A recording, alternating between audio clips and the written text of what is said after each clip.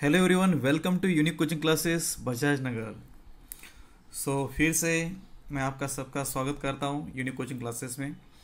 और आज हम देखने जा रहे हैं टेंथ सिलेबस की एक 2.4 जो सेकंड यूनिट की एक जो पोएम है, the pulley. Okay, so the pulley it's a very very nice poem. We can see metaphysical poem है। जहाँ पे एक्सटेंडेड मेटाफर भी यूज़ किया गया है। एक्चुअली क्यों कि एक्चुअली अ पुली जो एक टाइटल दिया गया है, actually the poet want to explain the reason for why man is always restless. क्योंकि यहाँ पे ह्यूमन बींग क्यों रेस्टलेस रहते हैं, इसके बारे में हम वो पूछना चाहते हैं। एक्चुअली एक पुली जो हम देख सकते हैं, जो भी एक वेल होती है, वेल से पहले लोग पानी निकालते थे। तो पानी निकालने के वक्त अगर बकेट वो डालते थे अंदर वेल में, तो ऊपर खींचने के लिए एक रस्सी के साथ एक पुली भी वहाँ पे रहती थी और उसके साथ वो खींचा जाता था। तो इन द सेम मैनर यहाँ पे भी गॉड हमें उसकी तरफ खींचता है। मगर एक ही बात है जिसकी वजह से हम वहाँ तक जाते, गॉड के पास जाते, गॉड की तरफ हम मुड़ के देखते हैं, उसे रिमेम्बर करते हैं। So that is the only one thing, that is the restlessness. Okay, जो अगर हम रेस्टलेस रहेंगे तो 100% हम गॉड को याद करेंगे, गॉड को प्रे करेंगे। सो इसीलिए उन्होंने द पुली, ये बहुत ही अच्छा एक टाइटल यहाँ पे दिया है, जो पुली आपको गॉड की तरफ खींचती है। Okay, so very nice poem which is written by the George Herbert, who was born in 1593 and died in 1633. So I think so around 39 years he lived his life. So he was a Welsh poet, as given on the page number 71. You can open, please play page number 71. So sometime our screen may be not, or our clarity may be not a good one. So you can see in your textbook page number 71. So he was a Welsh poet. Okay, he was a priest by profession, और profession से वो क्या थे, एक पादरी थे, means एक पुरोहित थे। देखिए, प्रोफेशन से वो एक प्रिस्ट थे। So he wrote religious poems with a lot of imagery and consist. So actually lot of imagery and consist उनकी पोएम में रहती है, मगर एक्चुअली उनकी जो पोएम्स होती है definitely it will be related to the religion. So ज़्यादातर गॉड, चर्च वगैरह इसके बारे में उनकी पोएम्स रही है।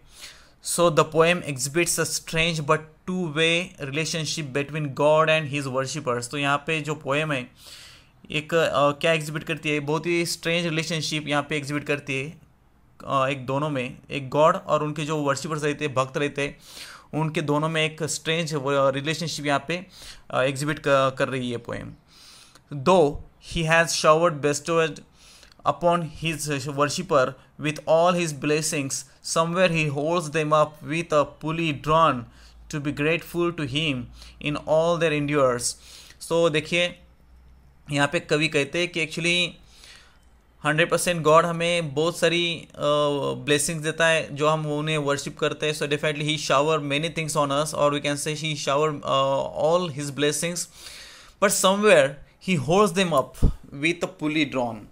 मगर किसी एक चीज़ से वो हमें उसकी तरफ खींचता है। वो कौन सी चीज़ है?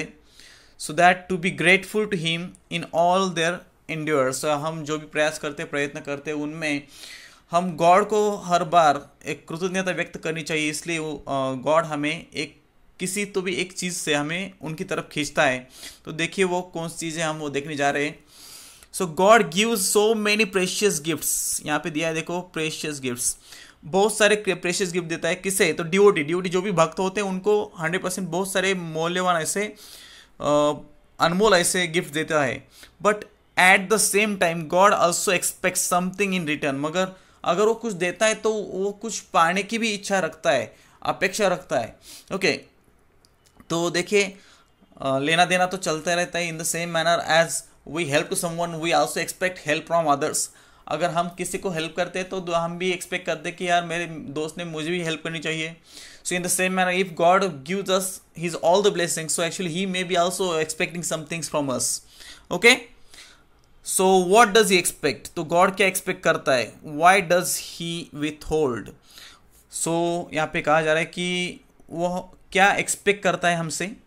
और दूसरी बात यहाँ पे पूछी गई है, Why does he withhold? वो हमें क्यों रोक के रखता है, रोकता है, हमें उसकी तरफ क्यों खींचता है। Slide we can see. चलिए आगे बढ़ते हैं। तो कुछ बात इन्होंने पोएम के बारे में बताई है। द पुली, यहाँ पे देखिए द पुली इंट्रोडक्शन में, shows how God lifts man towards himself with the pulley of restlessness. अब यहाँ पे इस कविता में बताया गया है कि गॉड हम ह्यूमन बींग्स को, यहाँ पे man means human beings, okay, man means not only gents but also ladies. तो यहाँ पे पहले जो मैन ये वर्ड यूज़ किया जाता था तो actually it's for the human beings, दोनों है उसमें। Man towards himself with the pulley of restless, तो कौन सी बात से वो हमें उसकी तरफ खींचता है, अट्रैक्ट करता है, हम उसे याद करते हैं, वो एक ही बात है, वो है रेस्टलेसनेस। जो हम कह सकते हैं अनरेस्ट, अशांति हम हमारे जीवन में रहती है, बेचैनी रहती है, वो बेचैनियाँ अगर हमें दूर करनी है तो 100% हम गॉड को याद करते, तो उसी बात से वो हमें उसकी तरफ खींचता है। What is distinctly metaphysical about the poem is that a religious notion is conveyed through a secular scientific image. तो देखिए बहुत ही एक आध्यात्मिक, एक गुड ऐसा एक ये बात है, एक पोएम है कि एक रिलीजियस नोशन। अब रिलीजियस नोशन मीन्स क्या, एक धार्मिक जो भाव है, विचार है, वो कन्वे हुआ है through a secular scientific image. अब जो धर्म से संबंध नहीं रखती है उसे आप सेक्युलर कह सकते हैं, धर्मनिरपेक्ष कह सकते हैं। ऐसी एक साइंटिफिक इमेज की मदद से हमें ये रिलीजियस नोशन समझाया गया है इसमें। तो देखिए कैसा समझाए यह हम आज देखेंगे इस पोएम में। तो पहला जो स्टांजा है वो हम पढ़ेंगे यहाँ पे। तो देखिए around 20 lines are there in this poem. तो 5 लाइन का एक स्टांजा यहाँ पे लिखा गया है। तो यहाँ पे राइम स्कीम भी है, राइम स्कीम के बारे में भी हम देखेंगे, बहुत सारे फिगर्स ऑफ स्पीच भी है, ओके, उनके बारे में भी हम डिटेल में जानेंगे। But before that we will just see the explanation of this whole poem in Hindi as well as in English, okay. When God at first made man, having a glass of blessing standing by, जब भगवान ने पहली बार क्या बनाया, इंसान को बनाया। So actually first made man, यहाँ पे मेड मैन दोनों वर्ड्स एक ही साउंड से शुरू होते हैं, ये म साउंड मीन्स एम साउंड से शुरू होते हैं। So it's alliteration.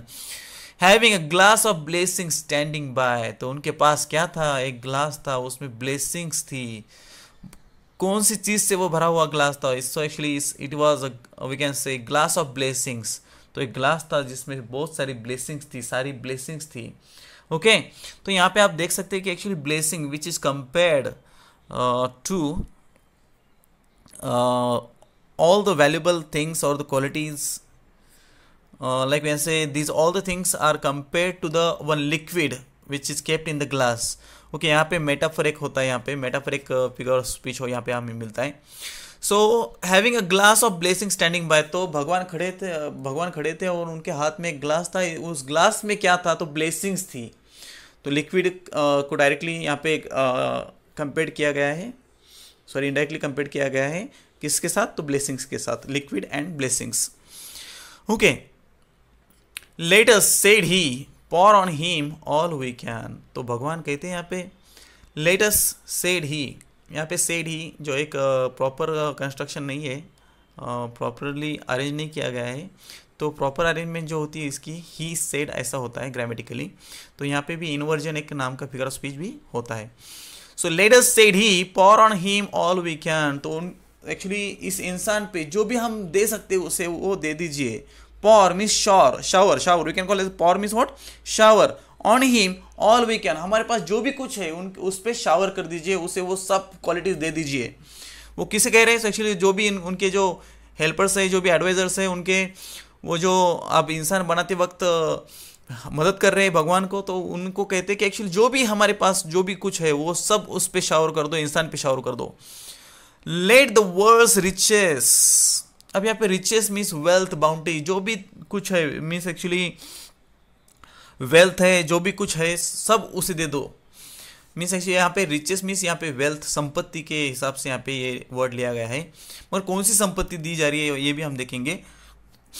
So let the world's riches which disperse lie, यहाँ पे डिस्पर्स लाई, यहाँ पे डिस्पर्स का मतलब है स्कैटर्ड। मीन्स एक्चुअली जो भी क्वालिटीज है, जो भी कुछ बातें हैं, जो भी संपत्ति है, जो भी स्कैटर हुई हुई है इस दुनिया में, सो कॉन्ट्रैक्ट इनटू अ स्पैन, उन सब चीजों को क्या करो, कॉन्ट्रैक्ट करो। कॉन्ट्रैक्ट मीन्स यहाँ पे कॉन्ट्रैक्ट का मतलब संकुचन पाना नहीं है, तो इसका मतलब यहाँ पे होता है contract means collect together. Contract का मतलब होता है कलेक्ट टुगेदर, तो उसे समेट लीजिए, एक छोटी सी चीज में भर लीजिए। सो एक्चुअली स्पैन, स्पैन का मतलब है स्मॉल स्पेस, उस सब चीजों को कॉन्ट्रैक्ट कीजिए, collect together in one span, a small space. Okay, जो भी हमारे पास क्वालिटी, जो भी कुछ है ब्लेसिंग्स हमारे पास, जो उनको कलेक्ट कीजिए और उसे दीजिए, इंसान को दीजिए, ऐसा यहाँ पे भगवान कह रहे हैं। तो अगर हम यहाँ पे देखें इस पहले स्टांजा में, तो मैन एक लास्ट वर्ड है, by, can, lie and span. अगर हम देखें यहाँ पे तो पहले लाइन को हम 100% कौन सा अल्फ़ाबेट देंगे राइम स्कीम के लिए, ए, तो ए एक है, और बाय जो मैन से राइमिंग नहीं होता तो उसे हम बी अल्फ़ाबेट जो लेटर हम यहाँ पे लिखेंगे। कैन जो मैन से राइम है, इसलिए पहला जो अल्फ़ाबेट और लेटर लिखा था हमने वो वहाँ पे होगा ए। लाई जो बाय से राइम है, इसलिए हम वहाँ पे फिर से बी लिखेंगे, बी लेटर लिखेंगे।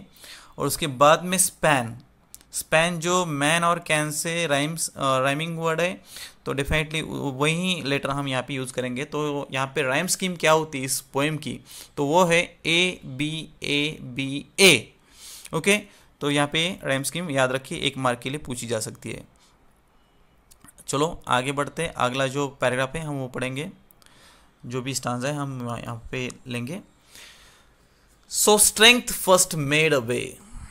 अब देखिए, तो पहले भगवान ने हमें क्या दिया, सो स्ट्रेंथ, स्ट्रेंथ सामर्थ्य, फिजिकल पावर कह सकते हैं आप इसे, एंड्योरेंस कह सकते हैं, मीन्स एक्चुअली पेशेंस वगैरह, ये भी चीज़ें यहाँ पे कह सकते हैं, जिससे आप में एक सामर्थ्य हो, एक फिजिकल पावर हो, आप कुछ भी कर सके, वहाँ पे एक एबिलिटी आप में आए कि आप जो भी पाना चाहते हो वो पा सके।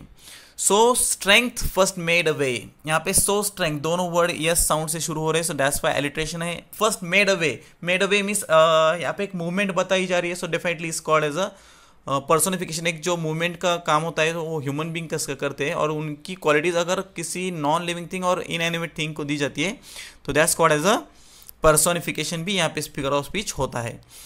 Then beauty flowed, then wisdom, honor, pleasure. When almost all was out, God made a stay. तो देखिए, स्ट्रेंथ पहले दिया, फिर ब्यूटी, उसके बाद सौंदर्य दिया जो उससे वो दूसरों को आकर्षित कर सके, सुंदरता दी उन्हें। विजडम, फिर दिया ज्ञान, दिया उन्हें ज्ञान दिया, उस ज्ञान के उपयोग से वो कुछ भी पा सके, जो भी उन्हें पाना है वो पा सकते हैं, इसलिए विजडम दिया। ऑनर, सम्मान दिया, ये एक बात बहुत ही इंपॉर्टेंट है, सम्मान। अब आप कहेंगे कि जो चोर होते, कुछ लो लेवल के लोग होते, जो बेगर्स होते हैं, उन्हें कहाँ सम्मान होता है, उन्हें कहाँ इज्जत मिलती है। तो मैं अगर आपको कहूँ कि चोर, अगर हमारी आबादी अगर हम देखें, पॉपुलेशन देखें, उनमें से 90% लोग अच्छे होते हैं, उन्हें सम्मान होता है, इज्जत होती है, वो इज्जत के बारे में सोचते हैं, और इज्जत की वजह से वो बुरे काम नहीं करते। मगर 10% और उससे भी कम लोग जो बुरे काम करते हैं उससे हम छोड़ दे सकते हैं। मगर actually if you think about honour, so definitely हम 100% इज्जत के बारे में सोचते हैं। तो इज्जत हमें दी, सम्मान दिया। प्लेजर, एक हैप्पीनेस भी हमारे जीवन में उन्होंने दिया। तो बहुत कुछ ऐसी बातें उन्होंने दी। मगर अगर आप देखें कि फ्लो भी यहाँ पे एक मूवमेंट दिखा रहा है, so actually it's a human quality. तो ह्यूमन क्वालिटी अगर यहाँ पे आती है तो पर्सोनिफिकेशन, फिगर ऑफ स्पीच भी यहाँ पे आता है। और उसके बाद में अगर हम देखें कि पहले क्या दिया, स्ट्रेंथ दी, फिर ब्यूटी, विजडम, ऑनर और प्लेजर, ये all the things actually they are arrange in a ascending order. Okay, तो असेंडिंग ऑर्डर में अगर उसे अरेंज करते हैं so definitely is called as a climax. Climax figure of speech भी यहाँ पे होता है। ओके, चलो आगे आगे बढ़ते हैं। When almost all was out God made stay, जब सब कुछ भगवान ने हमें दे दिया था, शावर कर दिया हम पे, सो गॉड मेड स्टे, तो गॉड यहाँ पे ठहर जाते हैं। Perceiving that alone of all his treasures rest in the bottom lay। Perceiving, यहाँ पे परसिविंग का मतलब होता है नोटिसिंग, बिकमिंग कॉन्शियस ऑफ। तो उन्हें एक बात उन्होंने नोटिस की, महसूस किया, उन्होंने देखा कि एक्चुअली सब कुछ तो मैंने दे दिया, मेरे ट्रेजर्स मीन्स एक्चुअली यहाँ पे जो भी भगवान हमें अनमोल चीज़ें दे रहा है, क्वालिटी दे रहा है, उसे ट्रेजर कहा गया है। सो इसे इसका मेटाफर यहाँ पे भी होता है। So rest in the bottom ले, देखिए यहाँ पे रेस्ट इन द बॉटम ले, ये रेस्ट जो वर्ड है ये दो मीनिंग से यहाँ पे यूज़ किया गया है। Okay, so rest in the bottom ले, यहाँ पे रेस्ट का मतलब, एक मतलब होता है रिमेनिंग। अब उस ग्लास के बॉटम में क्या रहेगा था, जो भी रिमेनिंग चीज़ें वो रहेगी थी। और दूसरा एक मतलब यहाँ पे होता है रेस्ट, REST। रेस्ट का मतलब होता है कंटेंटमेंट। ओके, कंटेंटमेंट, आप उससे समाधान, संतोष कह सकते हैं, कंटेंटमेंट, सेटिस्फैक्शन, जो भी कंफर्ट देता है वो उसे आप एक उसकी एक मीनिंग होती है। सो यहाँ पे पन, फिगर ऑफ स्पीच भी कह सकते हैं कि एक ही वर्ड के दो मीनिंग यूज़ किए गए। So his treasures rest in the bottom ले, सब कुछ ट्रेजर उन दे दिए थे मगर actually rest in the bottom ले। अब रेस्ट मीन्स एक्चुअली बाकी का उस ग्लास के बॉटम में बाकी था। और एक मतलब होता है कि उस बॉटम में मीन्स एक्चुअली उस ग्लास के बॉटम में एक चीज़ रह गई थी, रेस्ट, जिसे आप कंटेंटमेंट कह सकते हैं। कि एक्चुअली उसे, उसका मतलब ऐसा होता है कि सेटिस्फैक्शन, जिसे आप कह सकते हैं, वो सेटिस्फैक्शन वहाँ पे रह गया था, कंटेनमेंट रह गया था। ओके, तो वो एक चीज़, वो एक क्वालिटी वहाँ पे रह गई थी अंदर। तो यहाँ पे एक पन, फिगर ऑफ स्पीच भी है इस लाइन में। और ले जो वर्ड है, एक वर्ब है जो रेस्ट के बाद में आना चाहिए था, रेस्ट ले इन द बॉटम। तो एक अरेंजमेंट जो ग्रामेटिकली करेक्ट सेंटेंस नहीं है, so that's why it's called as a inversion भी यहाँ पे है। चलिए अगला जो स्टांजा है उसकी तरफ बढ़ते हैं। For if I should said he, अब भगवान सोचने लगे। For if I should said he said यहाँ पे होना चाहिए था, तो यहाँ पे भी इन्वर्जन है। Bestow his jewel also on my creature. Bestow means इसका मतलब होता है give as a gift to the jewel. Jewel का यहाँ पे मतलब है precious, valuable thing, containment means actually जो भी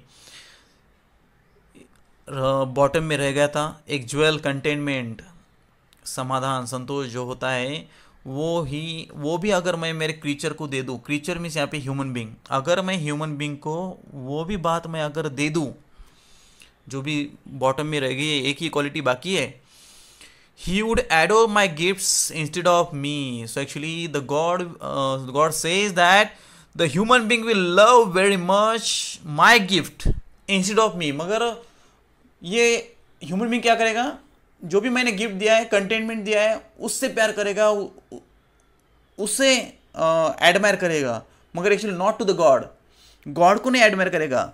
okay, so we can say and rest in a nature not the God of nature. तो वो कह रहे हैं कि should rest in the nature means nature में जो भी कुछ क्वालिटीज है, नेचर में उन्हें जो भी कुछ क्वालिटी दी है, सो उन क्वालिटीज के बारे में वो सोचेगा, उन्हें रिमेंबर करेगा, उनको ही एडमायर करेगा और उनकी ही स्तुति करेगा वो, and not God of nature. मगर जो इस निसर्ग, ये जो निसर्ग है, ये जो नेचर है, इस नेचर का जो गॉड है उसे वो याद नहीं करेगा।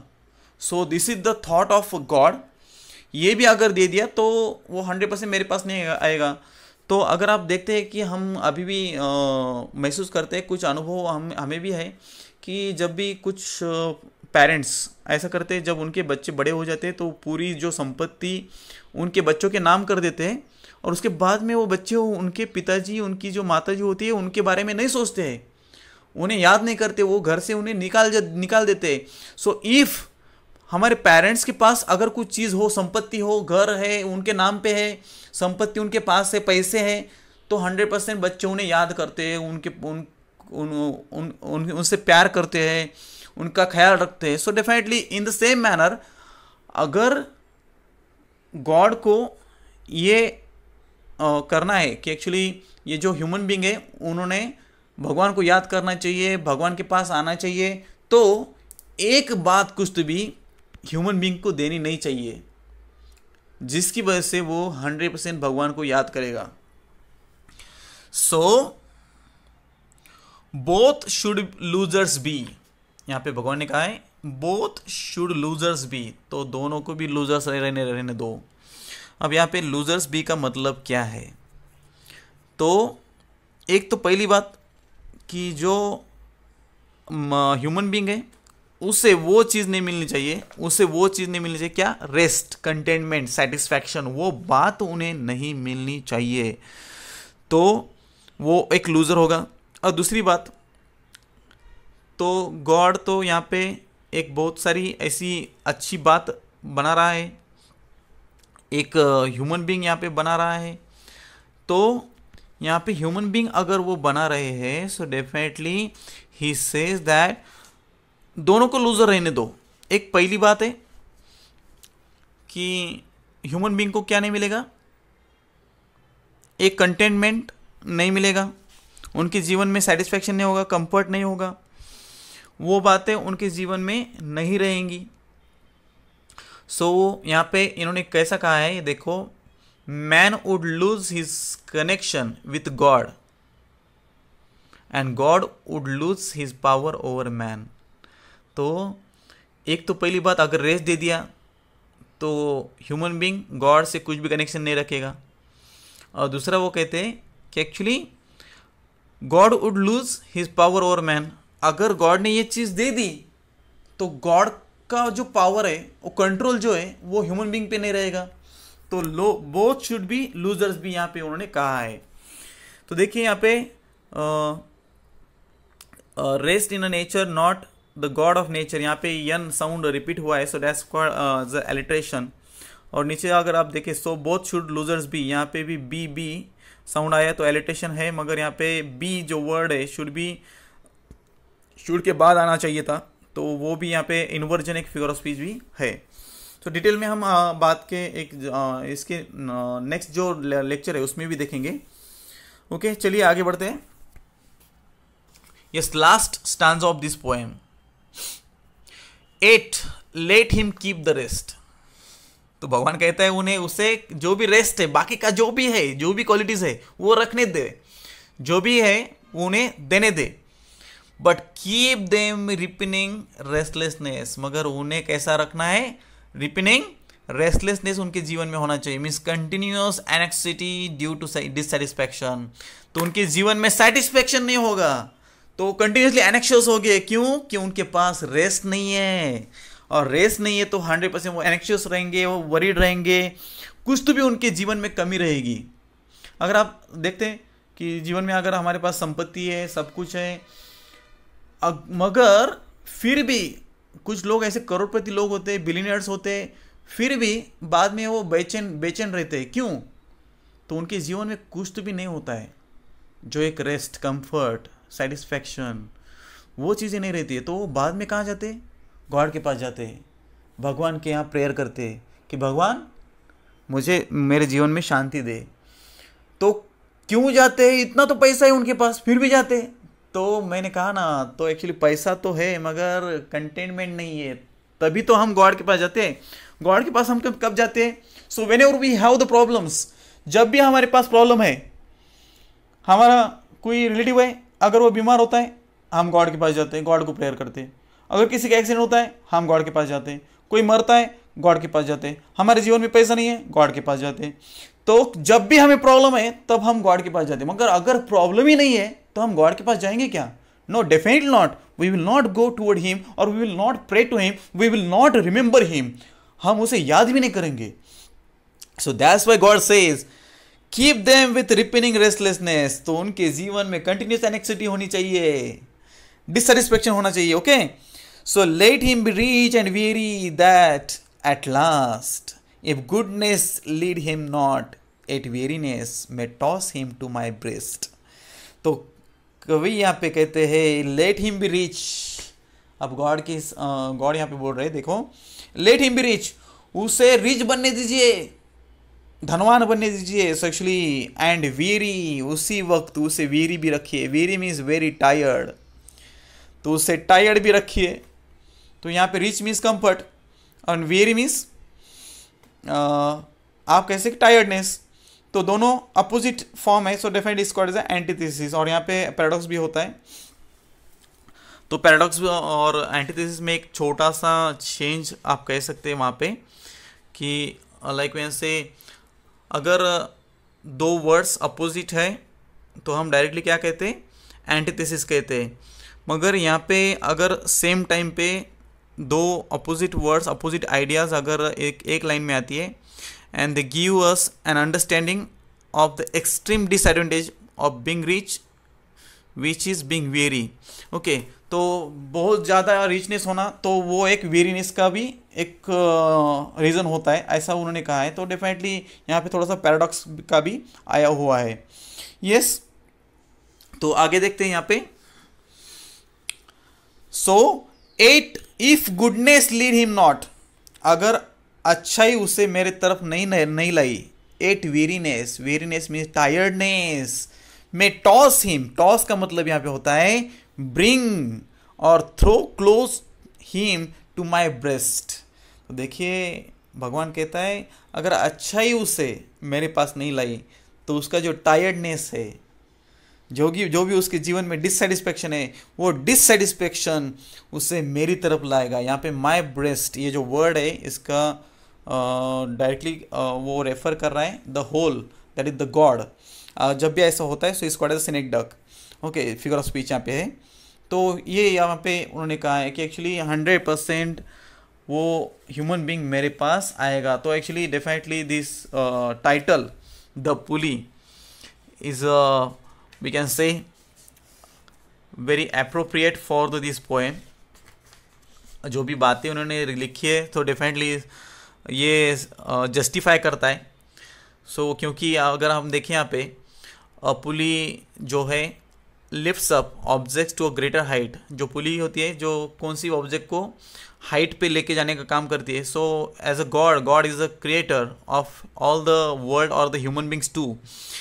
सो lifts man towards him through the pulley of restlessness. तो जो रेस्टलेसनेस की पुली है उससे हमें उसकी तरफ खींचने का काम, ऊपर खींचने का काम वो करता है. तो that's why as I can say this title justify to this poem. Okay, तो अगर हम इसके बारे में सोचे राइम स्कीम तो मैंने बताया आपको ए बी ए ये राइम स्कीम है इस पोएम की. तो एक ही बात रहती है जो थीम, अगर मैं थीम के बारे में कहूँ कि actually this poem rotates around the fact that human beings are bestowed with many gifts by God. तो गॉड ने बहुत सारे ऐसे गिफ्ट्स उन पे शावर किए हैं. इसके अराउंड ही ये पूरी थीम घूमती है. Yet we tend to be materialistic and overlook God who always pulls up towards him. So actually God हमें restless रखता है और उनकी तरफ हमें खींचने का काम करता है. So actually we remember him due to only some things or the whatever the problems are there or restlessness is there in our life that only take us toward the God. तो बहुत ही ऐसी एक अच्छी poem हमने आज देखी है. So whatever the figures of speech are there, so we will learn them in the next lecture. So thank you very much. Bye.